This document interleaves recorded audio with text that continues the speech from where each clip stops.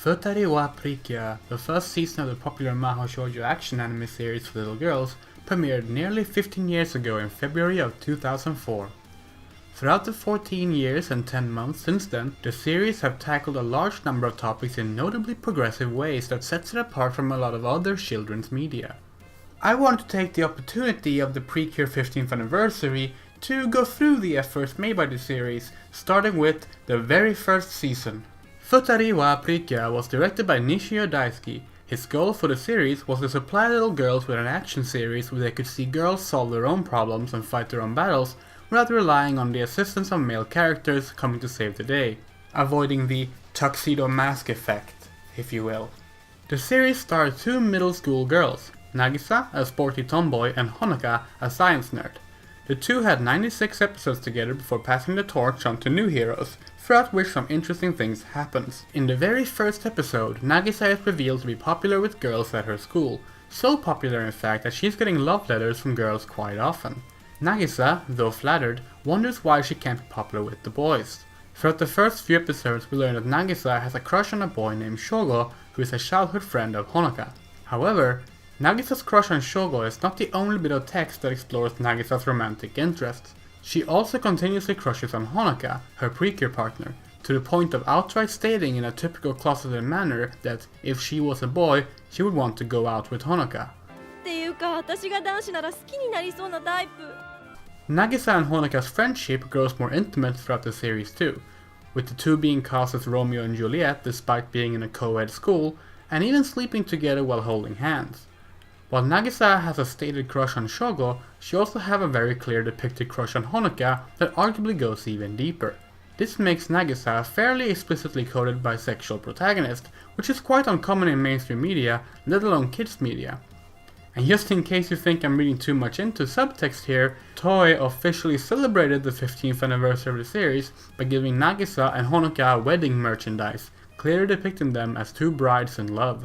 With that said, a lot of it still resides in subtext that will remain a thread in the future series as well.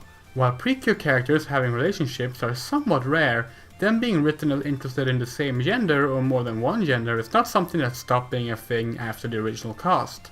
In the 10th season of the franchise, Doki-Doki PreCure, there's a growing relationship between the main character Mana and the reformed villain Regina. Regina has a known friendship or love before, but starts to develop feelings around Mana to the point of eventually asking her about those feelings, confessing her love, and deciding to sacrificing herself to save Mana. This love confession was such an integral part of the series that it even survived into the western dubbed version called Glitter Force Doki-Doki. I love you. Mana prevents Regina from sacrificing herself, and the series doesn't really go much further with Regina's feelings than that, although they do sleep together while holding hands like our previous heroines did. Mana ends up getting married in the future, setting up the plot for the season's movie. However, it's worth mentioning that when we see glimpses of the wedding, Regina is not part of the crowd, and whoever Mana is marrying is actually never revealed either. It's not impossible that she and Regina ended up bride and bride as well in the end. The 13th season, Mahotsukai PreCure, is where the franchise decided to start dropping the subtext for good. Our leads, Mirai and Riko, not only end up being notably intimate friends, they also start raising a baby together. On top of that, the final chapter of the manga had something truly revolutionary: Mirai and Riko kissing. The context of their kiss is that Riko is under the influence of a spell that must be broken by having her drink a potion. However, the scene itself specifically depicts the kiss as more than just a necessity. Mirai grabs hold of Riko, kissing her deeply, as a 2-page spread shows us all the things they've gone through together. Finally, we see Riko, responding to the kiss, pulling Mirai in closer. When I first shared photos of this 2 years ago, people insisted that it had to be fake or some sort of fan book, but no, it's not. It's the official manga by the Kamikita twins, who have written and illustrated almost all of the official PreCure manga. It's right there. Last year's season, Kira Kira PreCure a la mode, gave us Akira and Yukari, two high school girls specifically based on the Tokoyaku and Musumiyaku dynamic from the Takarazuka review. As a result, Akira is initially mistaken for being a boy. However, through this misunderstanding we get some very direct confirmation of romantic feelings. At one point, Akira and Yukari are out in town and an old woman tells Yukari that she's got a nice boyfriend.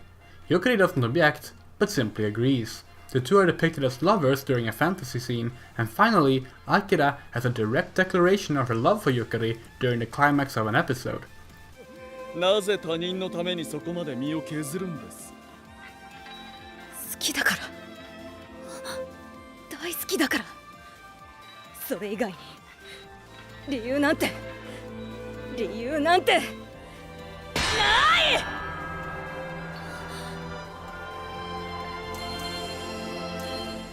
Said episode is specifically about Yukari wanting Akira to admit that she loves her, with a stereotypical prince competing for Yukari's uninterested heart. The dynamic between the two is very much similar to that of Haruka and Michiru from Sailor Moon, but frankly far more explicit about the relationship in the text itself. And again, the manga expands on this by giving us a chapter where Yukari has to save Akira from an evil dominatrix who would rather have Akira die than give her away to someone else. The chapter involves Yukari literally using her love for Akira to save her from a Han Solo and Carbonite-like imprisonment in a very intimate manner. On top of this, after the epilogue of the anime left things open with all the girls going off to find their own dreams, the manga specifically has a chapter about how Akira and Yukari, now adults, are still together. The Kamikita twins have also drawn a ton of official couples artwork between the two, including their June wedding that was officially given a blessing by the voice actresses themselves. Also, the official Kigurumi suits kissed. The decision to include a girl-girl couple as a standard in the series has remained to this year's season as well. Hakuto PreCure has Emiru and Ruru, a human girl and an android girl, who together become the PreCure of love. They have multiple confessions of love in the series, and both of their character arcs are specifically about what it means to be in love with someone. But I want to focus on something else for Hakuto PreCure, namely the characters Masato and Anri. Masato is Emiru's older brother, who is initially depicted as an obstacle to the story for being a conservative person who objects to the idea of girls being heroes or into unrefined things like rock music. While he first appears to be a fairly one-dimensional villain, things start to change when he meets Anri. Anri is a boy, but he specifically finds it exhausting to categorize things in gendered ways. He likes wearing dresses and even wears his school uniform in a way to make it look less typically male. Masao clashed with Anri for his conservative views on gender, but soon finds himself conflicted about it all. At one point, Anri is dressed up as a princess and become a damsel caught by the monster of the week. During this scene we have an exchange between Anri and the PreCure, with the series announced that boys can also be princesses and that girls can also be heroes. This statement was such a strong sentiment that the hotel in Tokyo with a PreCure themed suite for little girls actually decided to remove the gender barrier for staying in the room. Masato learns to be more supporting and less judgmental throughout the series. He even develops feelings for Anri, and the two are often depicted as a couple from there on. At one point, Anri throws a kiss to Masato, and Masato even ends up angrily talking down the reporter who tries to suggest that Anri and Ruru are dating.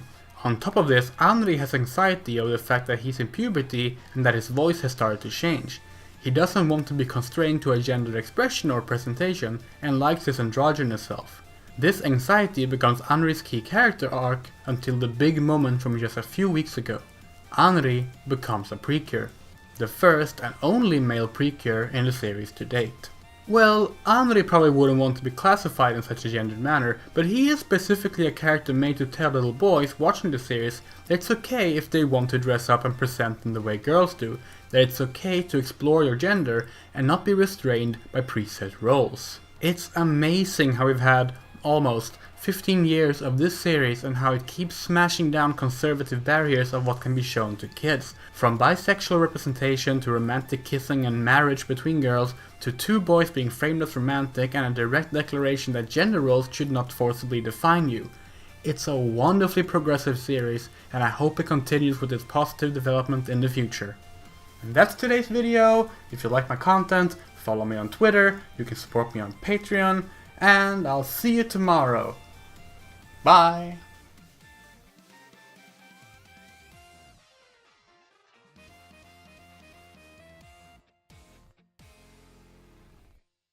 Also, a thing I left out for time is that in the Kira Kira PreCure manga, there's a specific moment where Yukari tells off Ichika for trying to get closer to Akira, because there's only room for one more girl in Akira's life, and that's Akira's sister.